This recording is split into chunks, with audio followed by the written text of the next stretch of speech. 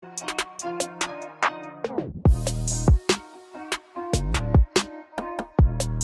and welcome to the NBA Outlet presented by OTGBasketball.com. I'm your host, Nick Fay. With me, as always, Kory Waldron and special guest, Jake Hirshon. What's up, guys? Nothing much, man. How's it going? Thanks for having me. What's up, fellas? Three's a crowd, and it's always nice to have three people on the outlet. Yeah, definitely plenty to talk about the draft. Before we get started, just a quick reminder, you can check us out on iTunes, Blog Talk Radio, OTGBasketball.com, and Google Play. But guys, what was your initial reaction of the 2018 NBA draft? What were your thoughts on it? It was a really fun draft. I really liked some of the picks, like where some guys ended up exactly where I wanted them to. I was pretty surprised by a couple of the trades that went down, especially the Suns-Sixers one. I really didn't expect. And overall was pretty surprised to see like the lack of movement in the draft. But I thought it was a fun night. Yeah, it was a fun draft. I enjoyed it. For whatever reason, the draft to me is becoming more and more interesting the older I get. For me, this is one of the most fun I've had, like watching a draft. Watching it with my dad and my grandma. I remember my friends were like texting me. They were like, "You coming over to watch the draft?" I was like, "Yeah, I'm just gonna watch the first couple picks." And then next thing I know, they're texting me as Lonnie Walker's being drafted. And they're like, "Are you gonna come over?" And I was like, "Yeah." Like, just wait till after the first round. Like, I was just so like, I didn't want to miss a pick. It was a good time. Yeah, there was definitely plenty of hype, and it kind of felt like it flew by. And I'm sure Grandma dropped some really good insight on the draft. But dropping through the lottery, starting off, we're going to break down just the lottery picks and some surprises, winners, losers. But first off, obviously, Phoenix Suns drafted DeAndre Ayton. This was something that we already heard rumored for weeks, maybe almost a month now. What were your thoughts on the Suns grabbing Ayton? So this sort of summed up the whole Suns draft for me. It was a fine decision. I think they got a good player. I think they just could have done better. I personally think Luka, Doncic, and Jaren Jackson are both going to be better players and would have been better picks here. But I totally understand the thinking with Ayton, and I think he's going to be really good. Yeah, Ayton may not be the best prospect of this draft, but I think he's the best fit for Phoenix.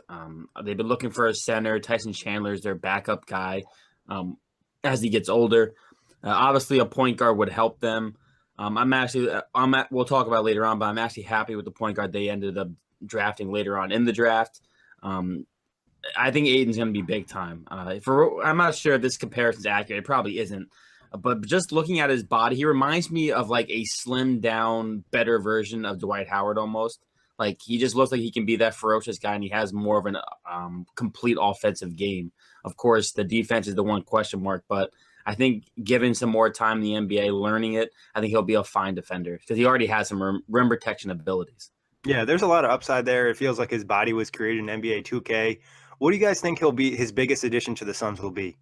I think just like consistency and production at that center spot, because I mean, you look at the last few years, it's just been like, old Tyson Chandler, and you've got like Alex Len, who's like barely above replacement level. And it's just been tough. So like just to have a guy who's going to go out and play 35 minutes and grab rebounds and like draw attention from the defense is going to be, and to like have a guy who Devin Booker can run some pick and roll with and some pick and pop because Ayton's a shooter also.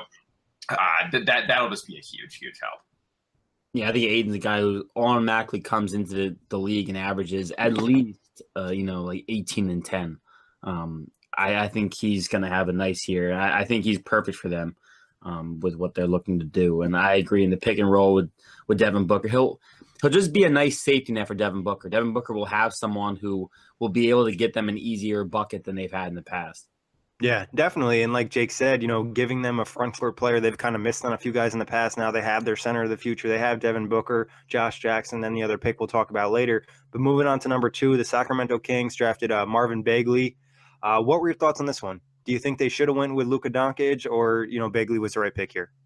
So I think they should have gone with Luka. I think they could have gone with Jaren Jackson. I think they could have gone with Mo Bamba. I think this is a pretty brutal pick. Bagley might be good.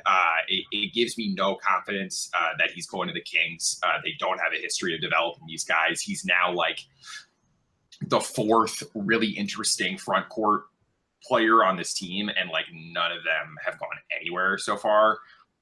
So we'll see. I mean, it terrifies me to my core that Vlade Divac comes out after the draft and says, "Oh yeah, we think Marvin Bagley can play small forward." Like, no, he can't. You know, like Marvin Bagley's not Kevin Durant, and like even Kevin Durant plays power forward now. You know, like Marvin Bagley's a 5 who like can moonlight at the 4 a little bit if you have like a center who fits next to him, but he's not a small forward. And like if that's the mentality that they're coming at this from, and apparently the reason they didn't draft Luka was because they didn't want to take the ball out of De'Aaron Fox's hands. And it's like, for one, you don't even know if De'Aaron Fox is going to be good yet, and then 2, like Luka is used to playing off ball, so this whole thing just has a bad stench on it. And it really seems like at the end of the day, they just wanted to draft Marvin Bagley because he was willing to come to Sacramento and be put on the Kings jersey and be like, yeah, I want to play here, which is just a really low bar for who you're going to draft with the number 2 pick, you know? It's like this rookie actually wanted to come here. Yeah, exactly. Yeah, I saw a lot of things too about that. Like Bagley didn't care about the Kings. Bagley wanted to go first. So like for him, the next thing in his mind was he had to go second. So that's why he was so open to going to Sacramento. And I think the one thing is that like kind of goes overlooked because I agree. I think Luka Doncic would have been the guy I would have drafted at 2. But the Kings weren't expecting to get into the top 3. I feel like they had already expected to get, between like the 5 and 7, and they were just set on getting Bagley between 5 and 7. They for whatever reason, that was the plan they made. And even though they got moved into the top 3, I don't feel like they wanted to change their plans at all, depending on how many more talented players might have been ahead of Bagley. I do think Bagley will be okay. But of course, like you mentioned, Jake, I mean, the Kings just have such a bad history. As I've said numerous times, I always think about Rudy Gay telling Dave Yeager, welcome to basketball hell, his first day in Sacramento. Like there is no culture yet. They're building it. They do have some nice young pieces. And I do hope Marvin Bagley can be a part of that future going forward. Because he does look to me like a guy who can kind of like a younger Thaddeus Young in a way, the way he runs the floor and just hustles all the time. Defensively, he needs to get better. But I don't think it's a terrible pick, but there definitely was better prospects on the board still. Yeah, Bagley's not a terrible player or anything. I think his skill set is nice, but I think the fit with the Kings is questionable with all the bigs they have and where they can use help. And the fact that he's not really a lockdown 3-point shooter or anything like that, I think kind of hurts him as well. And just like you guys mentioned, the Kings, just the thought process on this pick really didn't make sense. If it was that big of a deal, I think they probably should have traded down if they didn't feel comfortable in this position, but they didn't. And it could turn out to be another bad Kings pick. But moving on to number 3, we saw our first trade of the night. The Mavs moved up, made a trade with the Hawks, trading a future first-round pick to get into number 3, and they drafted Luka Doncic, which seems like might be one of the best moves of the draft. Yeah, this was definitely one of, if not the best move of the draft. Apparently that Mavericks pick for next year is top 5 protected. The next year's draft class is looking pretty weak. Like even in that top 5, it's not looking really strong. Having the number 6, or I'm expecting the pick to end up in like the 6 to maybe 14 range, right? And having that pick is always good.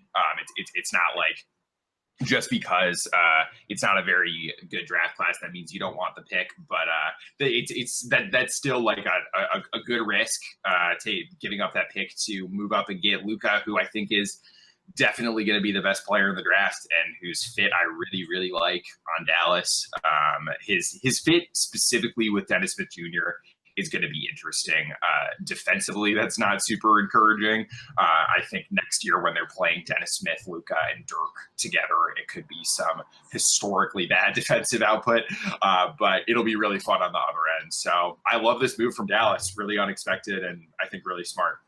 I could just see Mark Cuban in the war room saying, do anything possible to get Doncic. This is, they've had foreign players in the past do well. Dirk. Yeah. And this team is rebuilding, and I think Doncic could be obviously the cornerstone piece. As you mentioned earlier, he can play off ball. So people were saying, well, now what happens to Dennis Smith Jr.? Those two can technically still coexist, possibly. But it's just the Dallas Mavericks trying to get back to relevancy. Because if you think about it, since they won that chip in 2011, it's been, was it 2011, 2012? 2011? I think it was 2011. Yeah, it was. They've been on like the decline. The team's gotten worse and worse every year. Dirk's gotten older. Obviously, they bring in Harrison Barnes, who they were trying to trade at one point during draft night too. But I think this is a solid move. This could be definitely a cornerstone going forward. Yeah, it's just a splash move Dallas needed. I think on the preview we talked about kind of setting up a direction. And this even helps them set the direction and even attracts maybe free agents a little bit more than they had because now they have some real young talent in there. And there's definitely a lot of hype around Luka. What do you think is going to be the one thing he does this season that NBA fans didn't expect? I think just hitting big shots. Like that's what Luka is, just a dude who hits big shots. And I think mainly what it will be is that his overall shooting numbers are going to struggle a little bit in his rookie year.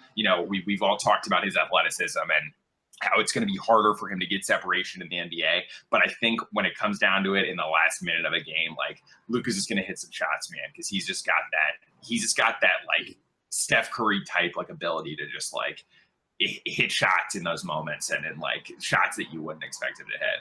Yeah, I think that one floating 3-pointer he had. I don't know if you guys saw the highlights from either the Euro Championship or whatever. Like that's just ridiculous. Unbelievable. I think he only had 8 points in the game as a total, so that 3 was pretty big. But I agree. I think he could have some big playmaking moments. I think he's going to surprise people. As my dad was watching highlights, he kept saying, I don't know if this guy's athletic enough. We're gonna have to see, because I do think he might be a little bit slow. But when you get into like conditioning with the NBA, I really think this kid could be big time. 6'8", all that playmaking ability. He just has a smart basketball mind as well for a kid who's only 19 years old. I think in Dallas we're going to see some more sellouts too. Yeah, it looks like it's going to really be a nice pick. I'm really high in the pick, and I'm really high in Luka and what he can do. I think he has star written all over him. But moving on to number 4, Jaren Jackson Jr. to the Grizzlies. What are your thoughts on this pick? It kind of felt like this pick was kind of slept on, but I really like it. So I like the pick for the Grizzlies. They definitely took the best player available. And I think this is a guy who definitely should have been gone earlier on the board. I don't like the pick for Jaren Jackson. I'm worried he's going to be playing a lot of power forward his rookie season, which I don't love, or he's going to be coming off the bench. And I have a really, really high confidence in him as a player, but he is a bit of a project, and I just want him to be playing in a good situation right away. So I don't love Memphis for him, but besides maybe trading down, I don't think Memphis really had any other choice. Yeah, I love Jaren Jackson at Memphis for the simple fact that Memphis is trying to win now. I think he can have a win now impact on the Grizzlies. As you mentioned, Jake, he is a project. His game is nowhere near where it could be, or it's still a ton of development. He's going to be playing a lot of power forward, which I agree is not ideal. I'd rather see him at center, but there's no way they're going to play him at center over Marc Gasol, obviously, and I think they're going to want him to play that power forward along Gasol and Connolly. But I think it's an overall good pick. Even if they don't win 55 games this year, which they won't, I think Jaren Jackson will be something that the Grizzly fans can hold their hat on going forward. Yeah, and then when they move forward from Marc Gasol, which could happen sooner than later, they now have the pick there where they can kind of be like, all right, this is our big of the future. And maybe Gasol's minutes will kind of cut down. He only played 33 a game. Obviously, they were losing a lot, but I wouldn't be surprised if Jackson was able to get more minutes at center just because Gasol's not going to be playing as much. Does Jackson have the potential to be the best player in the draft? He definitely does, yeah. I think he was the most misunderstood prospect in this entire draft process. Like, people were really talking about him as if he was this super safe, like high floor, low ceiling guy. But I actually think he's got incredibly high potential. I really think he might be the best defensive prospect we've seen in the draft in a really long time, like maybe since Anthony Davis. He's got like incredible speed. He's already got incredible instincts, and he didn't have much of a role on offense in college, but when he did get the ball, he showed off some really surprising ball skills, and he's a shooter. I think he could put this all together and become a really incredible player that's like everyone compares him to Al Horford, but I could see him being a lot like Al Horford on defense and then having a bigger scoring role than Al Horford on offense, which sounds pretty great to me. Yeah, I don't know where his exact ceiling is. I think I'm one of the people that are in that I misunderstand him category. But I definitely think he could be a top 3 player coming out of this draft, going 5 years down the line from now. And I agree. I saw some of the comparisons. I could see his offensive impact definitely being more of an Al Horford, greater than an Al Horford compared to his defense. It's obviously there's so much raw talent there, and hopefully he goes to Memphis. He doesn't get the injury bug that's always there, and he can stay healthy and develop. Yeah, and one of the nicest things about him, he's one of the youngest players in the draft, has some great length on him too. But moving on to number 5, we talked about the Hawks and Mavs swapping picks before. So the Hawks are up. They grab Trae Young. Thoughts on this pick? So I really like Trae Young. He became this like hype monster in the middle of the year where everyone in the world was talking about him. And then I think people got kind of burned out by that and sort of soured on him. I still think he's a really good prospect, and I probably right where I on my board was around. If I was the Hawks, I would have just drafted Luka, but Trae Young's still really good, and I think they clearly throughout the draft they made it obvious that like we're going to take the best shooter available at every spot that we have, and they did that. They got a guy who has the potential to be the best shooter in the league once Steph Curry retires in 5 or 6 years, but he does have the potential to be that level of shooter, and could be a really game-changing offensive presence for the Hawks. We'll see. Yeah, I mean, I get the love for Trae Young, as you mentioned, the scoring punch and all that. I agree. I think they should have probably got Doncic. They don't want Dennis Schroeder. Obviously going forward, really, they're probably going to plan to move him. I don't see Trae Young. I don't know. I don't see Trae Young as like a superstar in the making. We get fooled by these guys who in college put up these giant scoring numbers, and they're not that great at defense in college, and they come to the league, and then generally things fall apart. Like I keep thinking about like Jimmer Fredette, and obviously Trae Young and them are completely different, but both guys had ridiculous scoring numbers. They could really put it up. Neither one could really play defense. I think Trae Young might end up being, I guess, the first big bust to come off the board in this 2018 draft, personally. What's the biggest concern with Trae Young? He is small as hell. I mean, it is really crazy how small he is. Like, because him and Collin Sexton are the same height, but Collin Sexton's wingspan is like 5 inches longer. Like Trae Young's got these like little T-Rex arms, and it's a concern for sure. I mean, there's no hope that Trae Young is one day going to be a good defender. Like pretty much the only hope is that he's going to be so good on offense that it doesn't matter. And that's true of a lot of guys, like the reigning MVP, Russell Westbrook, is awful at defense. Steph Curry tries really hard on defense, but he's like Trae Young, too small to really make an impact. So that's definitely the concern. Yeah, I'm right there with you. Just the defense and the size. The size too. I remember he had those shorts on. And I was just thinking like, damn, those are some small legs. But yeah, I mean, if the offense gets there, if he's, dropping 25 plus a night and putting on these huge scoring up performances, the defense really isn't going to be a giant concern because it's kind of like that Isaiah Thomas from, a year ago when he was averaging 30 points per game for the Celtics and he was being hit on defense. No one really cared that he couldn't play defense. And then we saw what happens when he couldn't score. I think Trae Young just needs to be that offensive punch. I just don't know if I see it. Yeah, it feels like Atlanta is just going to have to surround him with good defenders to kind of help him out on that side of the ball. But at number 6, Mo Bamba dropped to the Magic, who probably were really interested in Trae Young. What are your thoughts on Mo Bamba? So this pick was just a gut punch for me overall. Once Mo Bamba fell out of the top 5, I was really, really hoping he was going to end up in Chicago because I love that fit for him. But I just hate Mo Bamba in Orlando. I hate it for him. I hate it for the Magic. I think it's just really, really a disaster overall. Like Mo Bamba is Definitely the lowest floor, like highest ceiling guy in the draft, and he just needs a really strong, like focused development in order to like maximize on that potential. And that's not what they have in Orlando.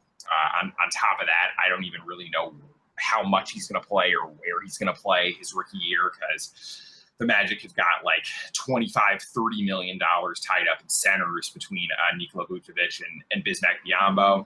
Yikes.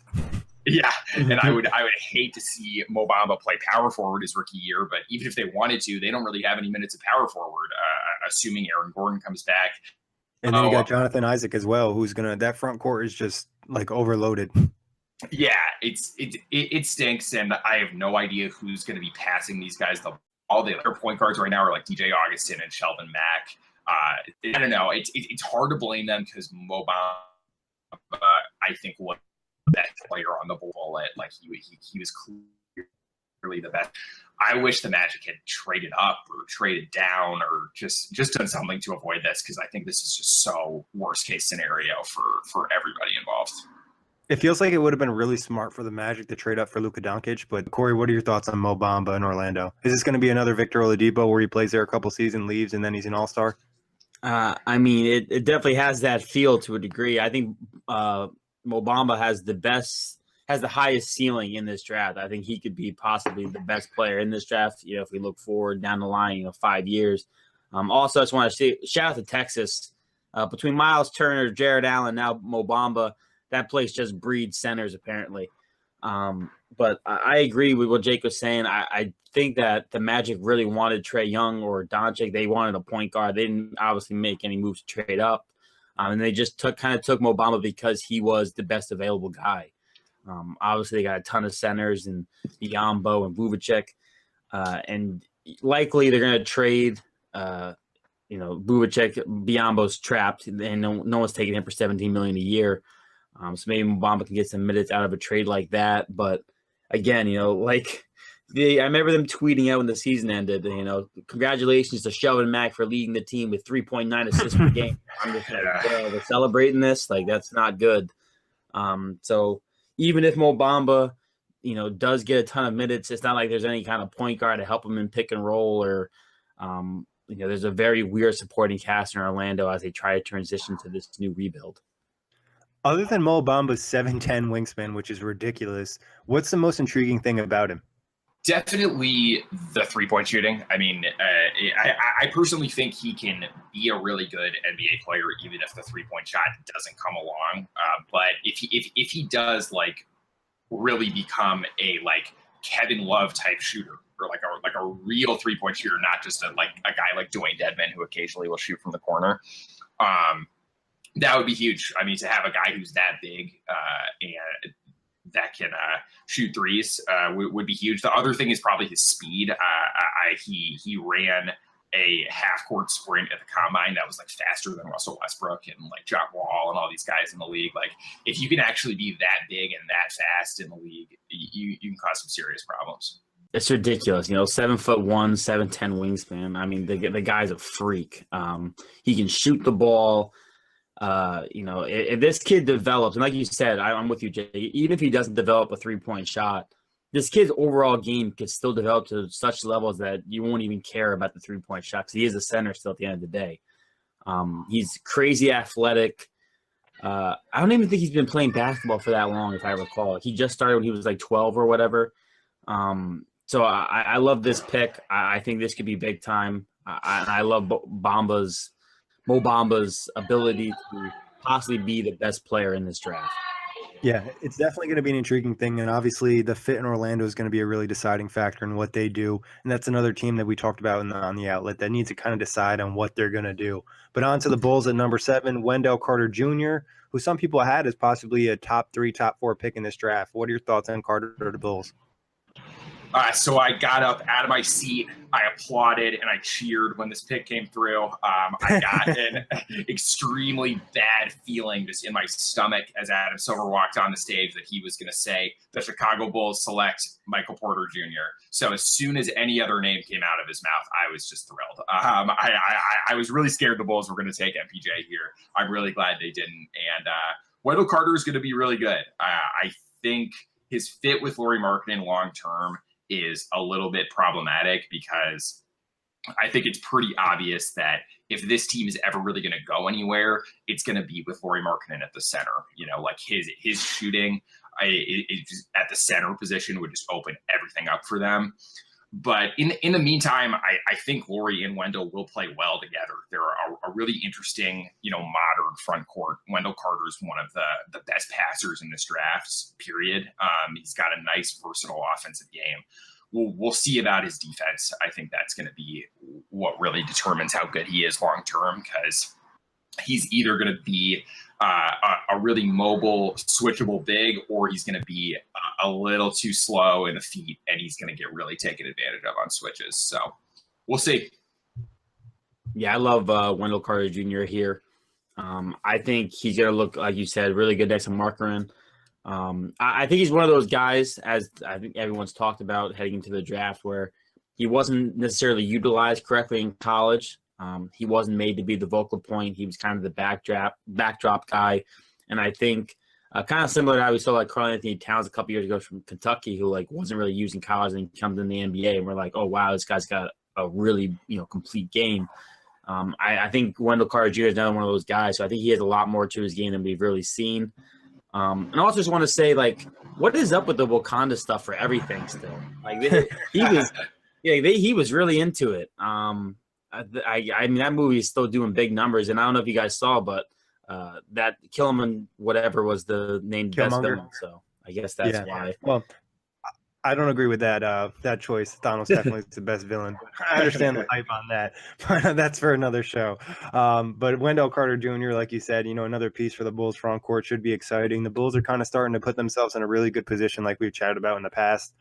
Moving on to 8, the Cavs via the Nets pick, Collin Sexton. What did you think about this pick at number 8?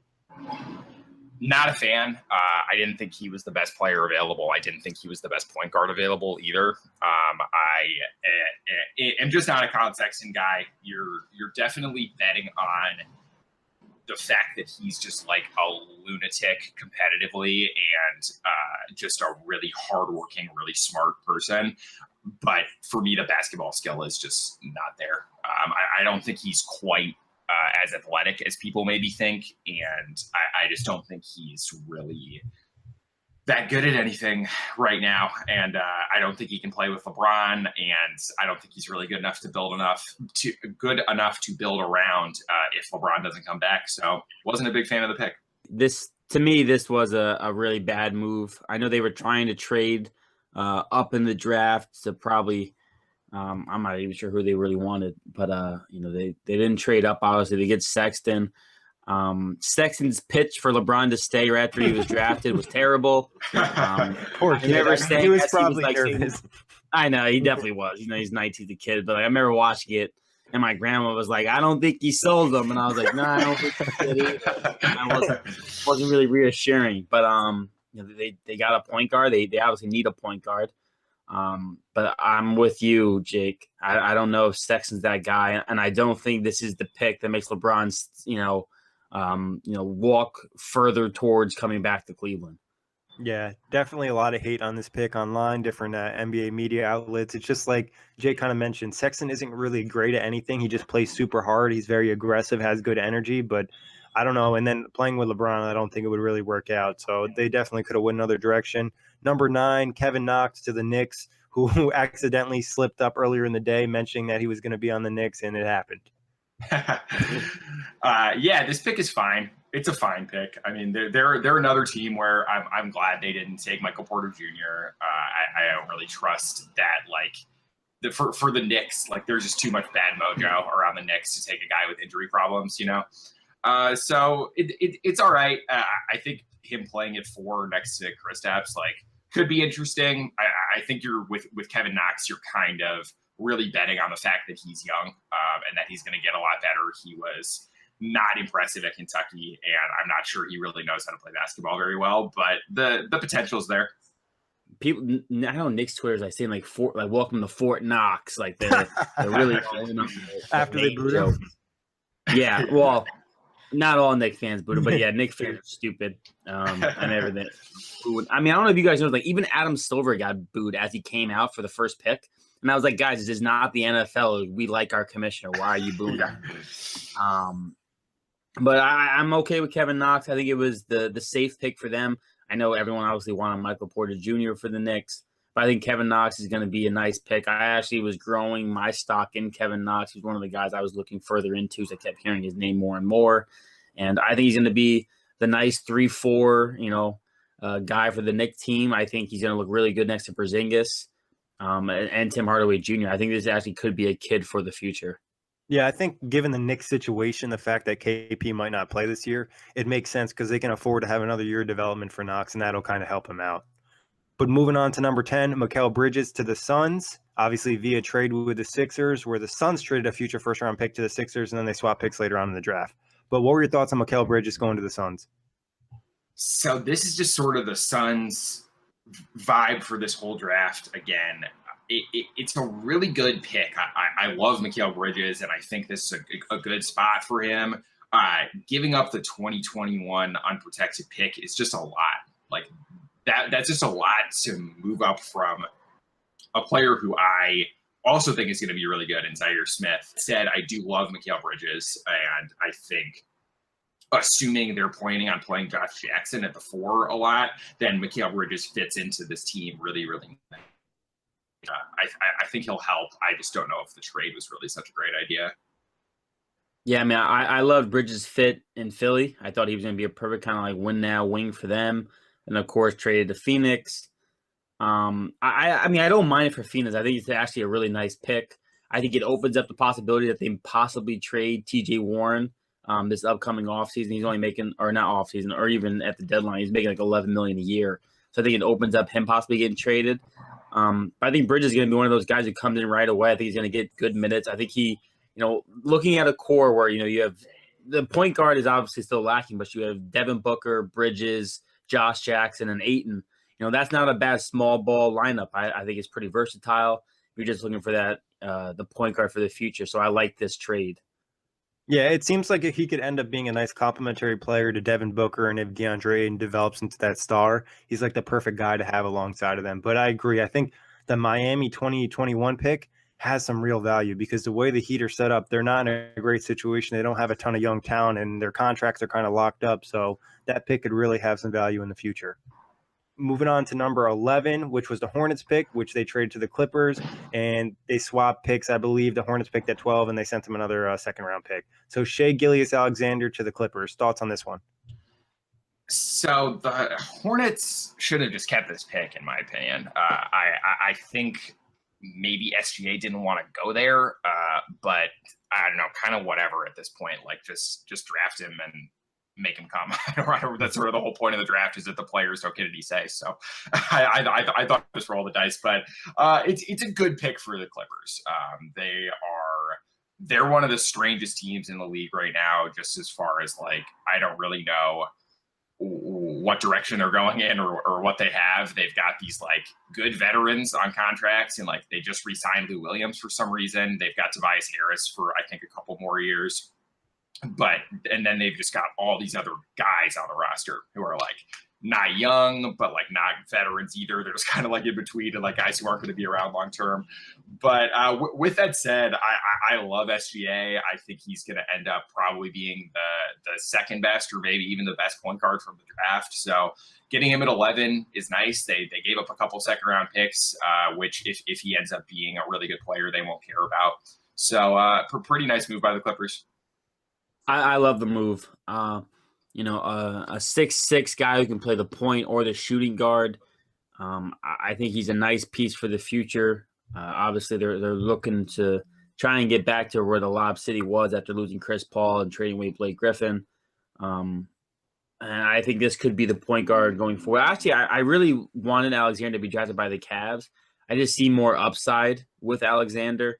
So I mean, the Clippers made the right move. Actually, if I was the Hornets, I think I would have wanted to keep Alexander, because it looks like, getting Mozgov, they're probably going to trade Kemba Walker anyway. So I thought Alexander, when they first drafted him, I was like, oh, well, this is like for sure they're trading Kemba. and then they traded him away, so I was a little bit less sure. But I think Alexander is going to be a nice player for the Clippers. Yeah, and I think it's a good pick here for the Clippers. And like you said, I think the Hornets, a lot of Hornets fans were upset they didn't keep the pick because this would have been a good fit. Obviously they trade Kemba, then they pair him with Malik Monk. Moving on to 12, Miles Bridges, and this was the Hornets' actual pick. Yeah, this is another pick that's fine. I think SGA is definitely going to be better and was definitely a better swing. But I don't know. They got Miles Bridges. I think that it really just depends on what the Hornets are planning on doing. No one knows. Yeah, exactly. Like, are they planning on keeping Kemba? Because in that case, I think Miles Bridges is a fine pick because he's got like really good role player equity. Like, I think he's just going to come in and be a really, really helpful role player right away. But if they're trading Kemba, then he doesn't really make sense long term, just because I think there's pretty low upside there. But he's going to be a good player. Yeah, I like Miles Bridges too. I think he's going to be solid. I don't necessarily know the fit. I mean, I guess Marvin Williams probably gets less minutes, or you're not trading Nicholas Batum. He's stuck there at the wings. Like, I don't necessarily like the fit because there are already a lot of power forwards on their roster that they play with the small ball. So I guess he plays the wing.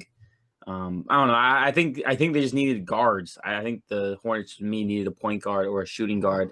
So I'm not necessarily thrilled that they got another wing / power forward. Yeah, they seem like they would have been better off taking a big swing. Do you think they should have maybe went after like a Michael Porter Jr. or somebody with a really high upside?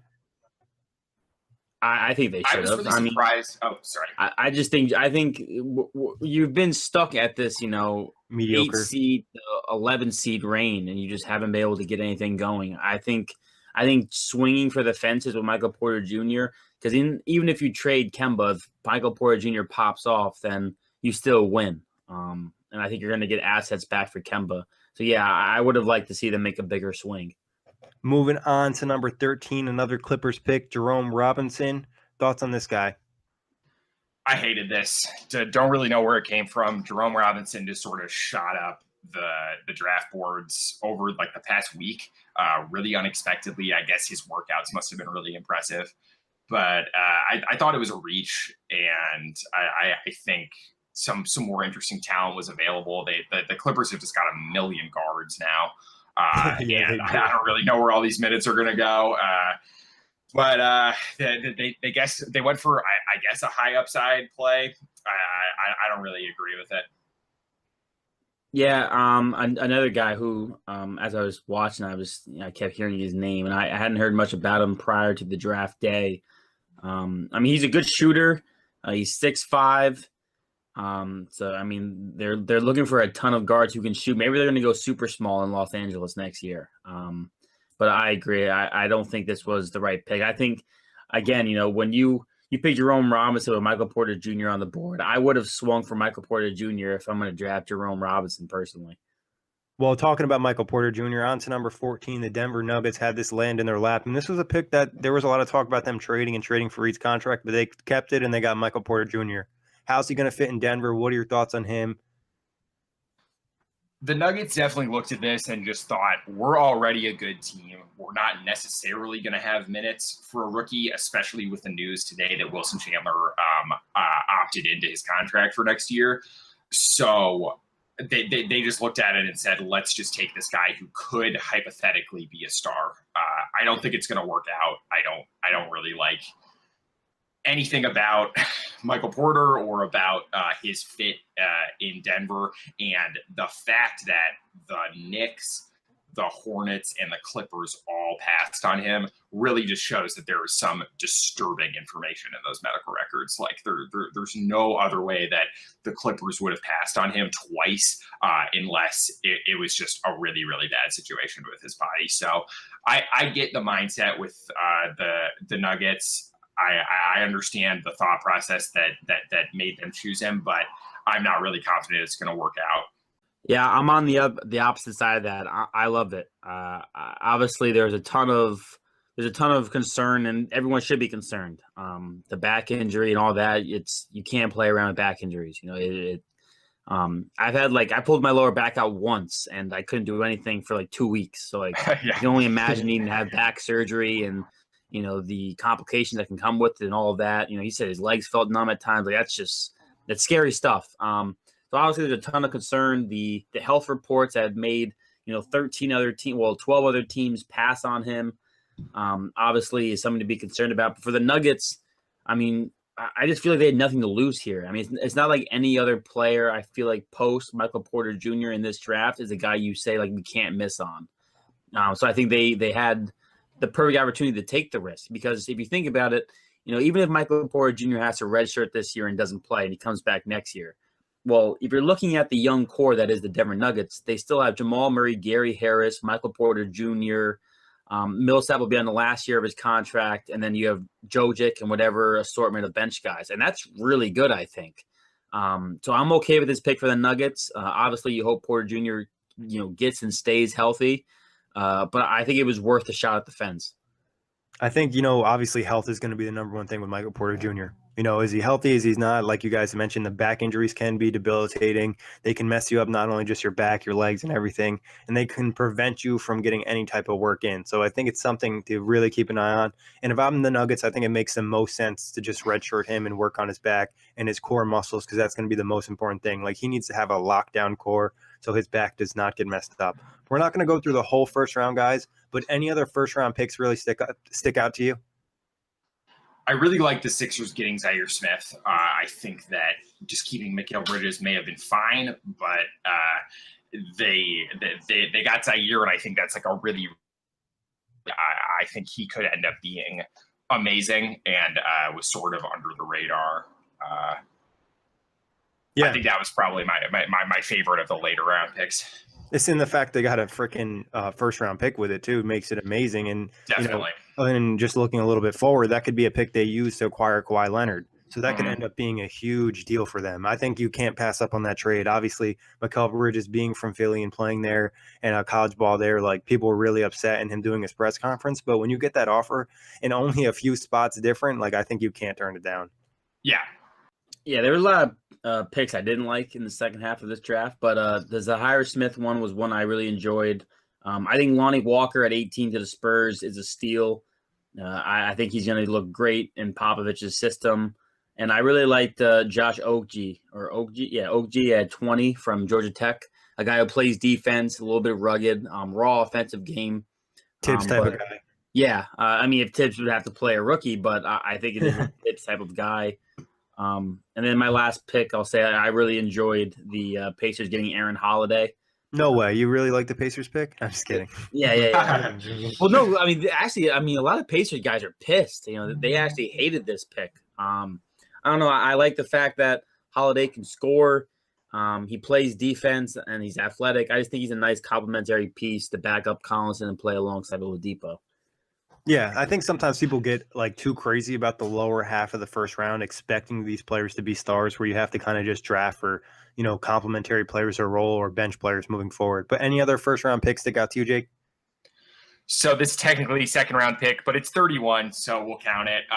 It was Elie Okobo to the Phoenix Suns. I think that's such an amazing pickup for Phoenix.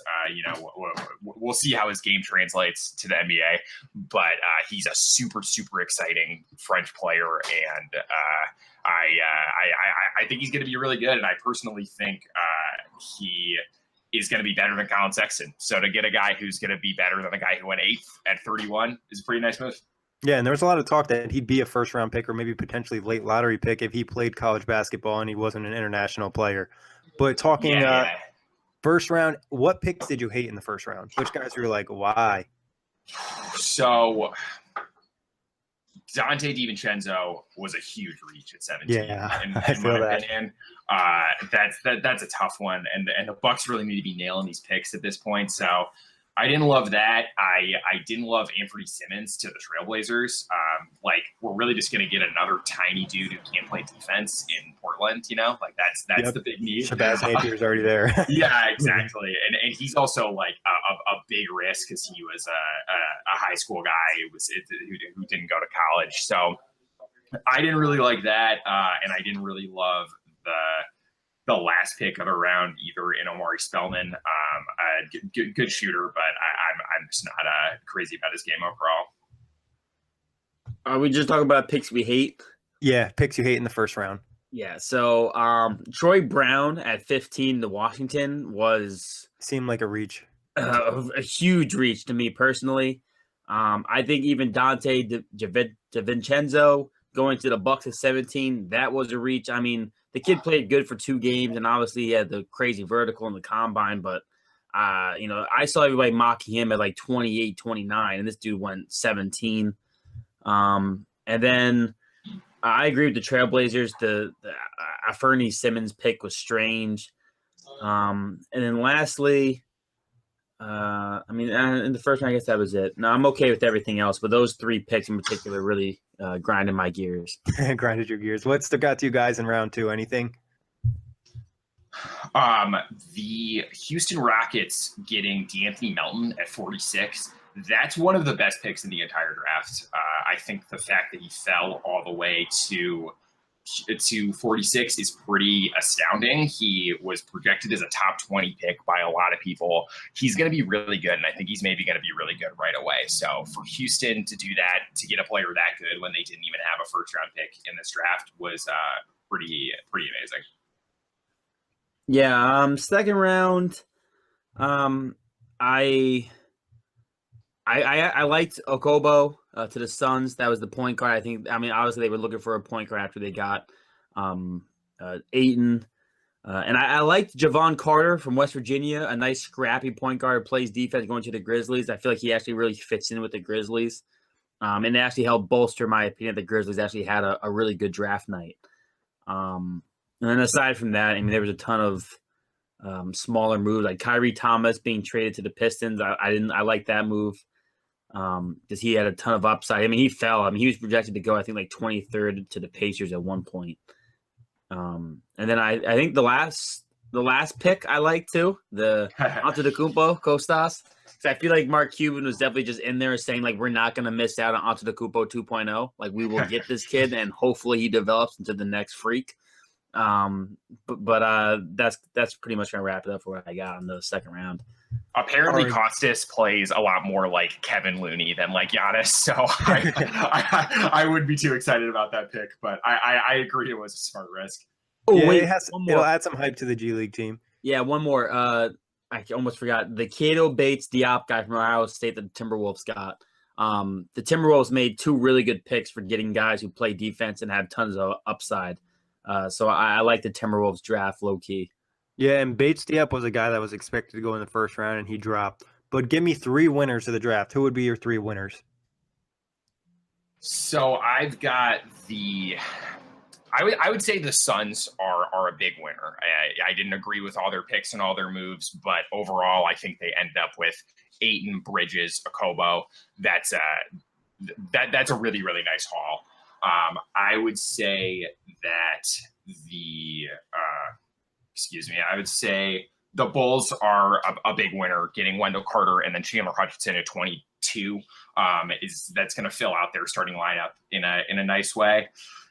And after that, I would say probably the Sixers. The Sixers to get that 2021 unprotected pick to get Zaire Smith, and then Landry Shamet is like, we'll see. I'm not crazy about him at 26, but to get Zaire and the 2021 pick was pretty impressive. So actually, I'm writing an article for Off the Glass about my winners and losers. So this is a little sneak peek, if you will. A couple of my winners, the Suns, I think are a clear winner. Between DeAndre Ayton first off the board, then getting Mikal Bridges. Those 2 picks to me were already solid enough to make them winners. And then drafting Eli Okobo to start off the second round. I think those 3 picks in general are perfect. Even though Okobo is a project, I've heard a lot about him going into this offseason, this draft. And I think, those 3 guys could, we could also see them having big rotational minutes in the future already. Another winner would be the Mavericks. I think, trading for Doncic was a move they needed to make. And then, Antetokounmpo is a swing for the fence kind of pick, but you already got the quote unquote best prospect in the draft in Doncic. And then lastly, my winner, one last winner I got is, it's just funny. I can't believe I'm actually saying the Memphis Grizzlies. I actually liked their draft between Jaren Jackson and then when they drafted Javon Carter in the second round. Because I think Jaren Jackson could be a nice win-now player, and I think Javon Carter could be a nice backup point guard. He does play defense. He just fits in with the system in Memphis. All right, we talked winners now. 3 losers.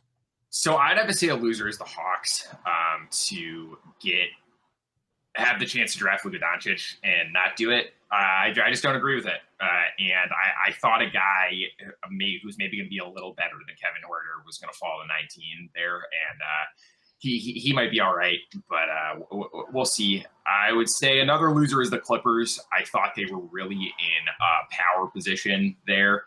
I thought having 12 and 13 gave them some really, really interesting potential. And coming away with SGA is great. Coming away with Jerome Robinson is not. And they had so much potential to move up, and they just didn't go for it. They could have even moved down with one of the picks, but they didn't. I like getting SGA, but oh well. Another loser for me would be once again for the 6th year in a row, the Orlando Magic, our loser for the draft. We already covered why I don't like that Mobamba pick. They didn't really do anything else of interest in the draft. So yeah, another loser. The last one would. Oh wait, I already did 3, right? I did do 3. Yeah, you can always put Miami in there because they had no picks too. So yeah, all the teams who didn't have picks, the Heat, the Pelicans, a couple of teams as losers. So yeah, the Hawks, the Clippers, and the Magic would be my 3 losers here. Yeah, so my 3 losers. First, I agree with the Hawks because I think Trae Young is going to be a bust personally. So anytime you draft someone I perceive as a bust, you're probably going to be a loser in the draft. So I think they're one loser. I think the Wizards are another loser. Reaching for Troy Brown, getting a point guard from, I believe, Serbia or Ukraine, the 44th pick in the second round. Obviously, that Wizards team needs to make some kind of changes. They haven't been able to move Gortat off the books yet.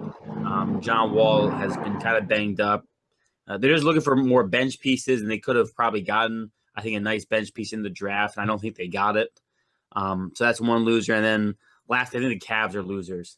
I think drafting Sexton, not being able to move up in the draft and maybe take one of these bigger prospects that would further entice LeBron to come back. I think it's a losing move, and I don't think Sexton is I just don't see all-star or a guy who's going to make LeBron want